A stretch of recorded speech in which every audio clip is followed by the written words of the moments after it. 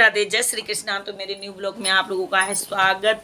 Friend निराली गई थी मार्केट और देखो अपने लिए क्या लेकर आई और हम दिखा देते हैं आप लोगों को। देखिएगा निराली क्या लेकर आई हो। सैंडल लेकर आई है अपने लिए, सैंडल।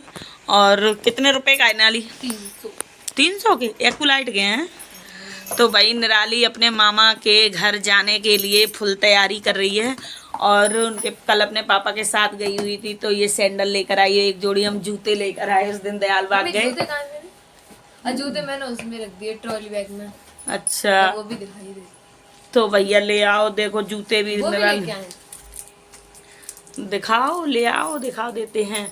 तो भाई निराली गई थी कल, निराली गई थी अपने पापा के साथ तो वो लेकर आई थी ये सैंडल इसमें रखे हैं और एक जोड़ी जूते हम लेकर आए उनके लिए।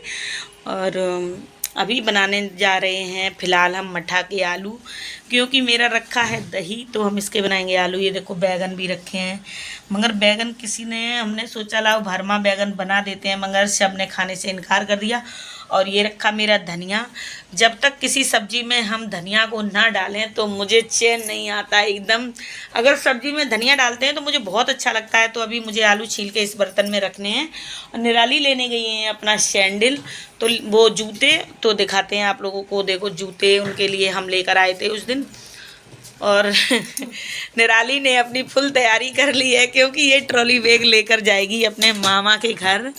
और भाई निराली ने पूरा बैग अपना पैक कर लिया है और कहती है मैं बहुत दिन के बाद अपने मामा के घर जा रही हूँ।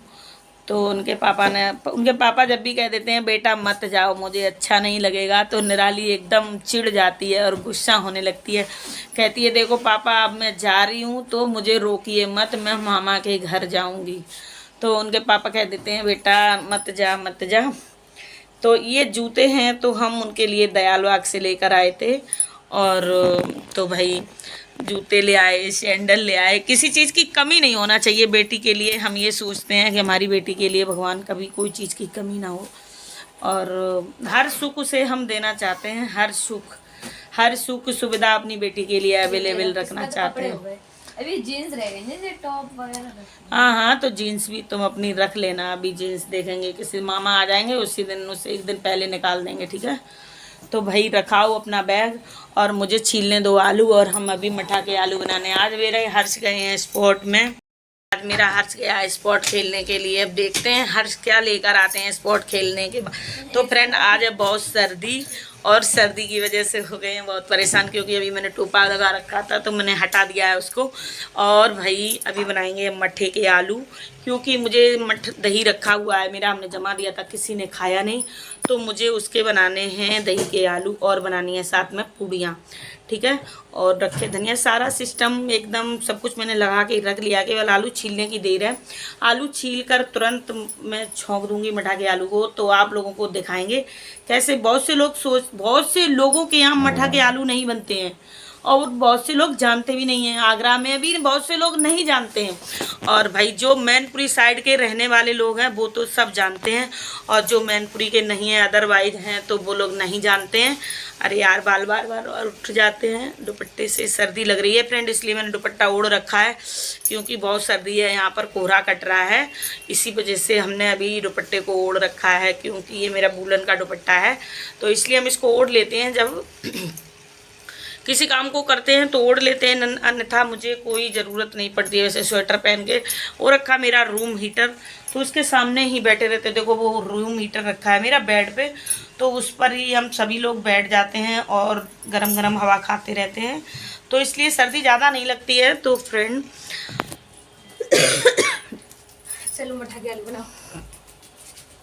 हाँ तो कहीं कहीं पर हमने देखा है कि बहुत से लोग मठा के आलू जानते ही नहीं हैं। जानते क्या, उनके यहाँ बनते नहीं हैं तो वो जाने क्या, मगर जिस मैनपुरी साइड के जितने भी लोग हैं वो सभी जानते हैं। क्योंकि हमारे मैनपुरी में कितना भी अमीर आदमी क्यों ना हो, उसके शादी ब्याह प्रोग्राम कुछ भी फंक्शन उसके यहाँ हो, जब तक मठा के आलू नहीं बनते हैं तब तक फंक्शन अधूरा माना जाता है। क्योंकि हर इंसान कहता है भैया मठा के आलू किधर है, मठा के आलू कहाँ है, मठा के आलू लाओ। चाहे भले ही एक चिमचा खाएगा जरूर। और इधर आगरा के साइड में मालूम मठा के आलू तो कोई जानता भी नहीं, यहाँ पर चलते हैं मालपुआ। वैसे जैसे कोई मालपुआ हर एक उसमें नहीं बनते हैं, जब जैसे कि तिरमी वगैरह में मालपुआ बनते हैं, और शादी समारोह होता है, शादी विवाह प्रोग्राम होता है तो उसमें तो बफर होता है। और पनीर का झोल बनता है यहाँ, पनीर का झोल, अरबी का झोल। यहाँ झोल ज़्यादा खाते हैं क्योंकि झोल झाल।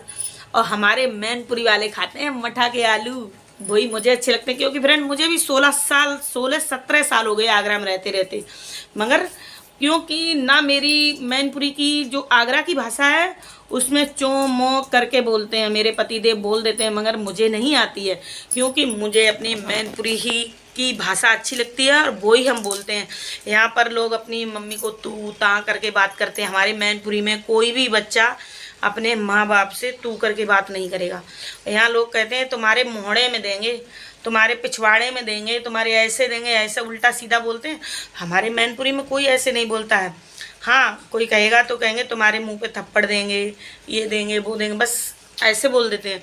मगर भाई यहाँ की जो लैंग्वेज है एकदम मुझे बहुत ख़राब लगती है। अगर कोई मुझसे बोल देता है ना तो हम उससे कहते हैं अपनी जो लैंग्वेज है अपने पास रखो, मेरे से मत बोला करो। अगर हमने बोल दिया ना तुम्हें तो इतना बुरा लगेगा, फिर तुम कहोगे नीलम इतनी सीधी होके और ऐसे बोल देती हो। हम इसीलिए पहले से ही चेतावनी दे देते, पहले किसी से बोलते नहीं, पहले उसको चेतावनी दे देते हैं। भाई आगरा के लोग हैं तो उनको चेतावनी देनी पड़ती है।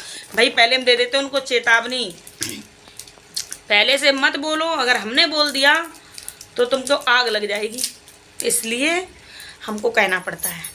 तो वो समझते हैं तो समझ जाते हैं, नहीं समझते हैं तो फिर तो तुम जानते हो तो हम कह देते हैं, फिर हम रहम भी नहीं करते हैं, इतने हम चूतिया भी नहीं दिखते हैं।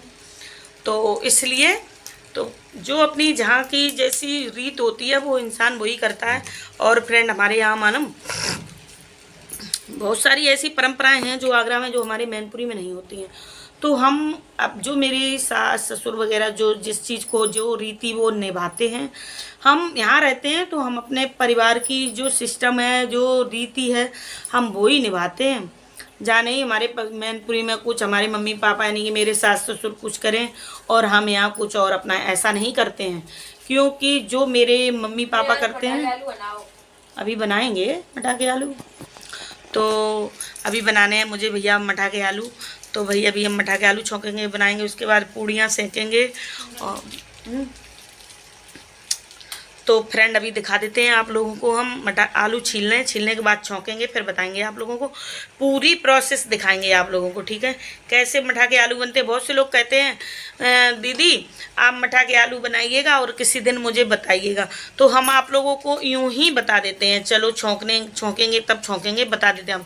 पहले आलू को छील लेते, उबाल लेते, उबाल के छील लेते हैं। छीलने के बाद फ्राई भगोना रखते हैं गैस पर, उसमें थोड़ा तेल डालते हैं, उसमें तेल गर्म हो जाए तो उसमें जीरा डालते हैं, जीरा या मेथी से ये छौंके जाते हैं, ठीक है, तो जीरा डाल देते हैं। डालने के बाद फिर उसमें थोड़ी सी हल्दी, थोड़ा सा वो क्या कहते हैं मिर्च वगैरह सब चीज़ थोड़ी थोड़ी डाल देते हैं घोर के हैं। फिर उसमें डालते हैं आलू, आलू के ऊपर डालते हैं दही, फिर दही के ऊपर डाल देते हैं पानी, फिर उनको चलाते रहते जब तक चलाते रहते हैं क्योंकि वो फटे ना। तो फ्रेंड इसीलिए जब वो फटते नहीं, जब खोलने लगते हैं तो उसमें डाल देते हैं नमक, फिर लास्ट में डाल देते हैं उसमें धनिया, और बस मठा के आलू पक के तैयार। मगर पकाना चाहिए, खूब अच्छे से पकाओ तभी अच्छे लगते हैं। अगर तुमने तुरंत बनाए तुरंत उतार लिए वो अच्छे नहीं लगेंगे। तो फ्रेंड जितना मठा के आलू आप पकाओगे उतना ही अच्छा लगेगा, ठीक है फ्रेंड। तो इस तरीके जो हमने आपको प्रोसेस बताई इसी तरीके से आप करिएगा और बनाइएगा मठा के आलू, ठीक है फ्रेंड। तो फ्रेंड आप लोगों से रिक्वेस्ट है लाइक शेयर कमेंट सब्सक्राइब ज़रूर कर लिया करो अपनी इस बहन को, अगर नहीं किया है तो प्लीज़ कर लीजिए, अगर किए हुए हो तो ठीक है। तो फिर अपने जो ब्लॉग है ना उनका पूरा वॉच किया करो फ्रेंड। 1000 सब्सक्राइबर तो पूरे हो गए हैं मगर वॉच टाइम नहीं बढ़ रहा है, इसलिए आप लोगों से रिक्वेस्ट है, मेरे भैया बहनों से, सभी से, जो भी रिश्ता है मेरा आपसे इंसानियत का ही रिश्ता तो होगा ही।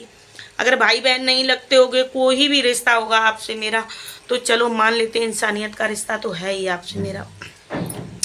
उस रिश्ते की खातिर आप लोग प्लीज़ मेरा वॉच टाइम बढ़वा दो प्लीज़ प्लीज़ प्लीज़।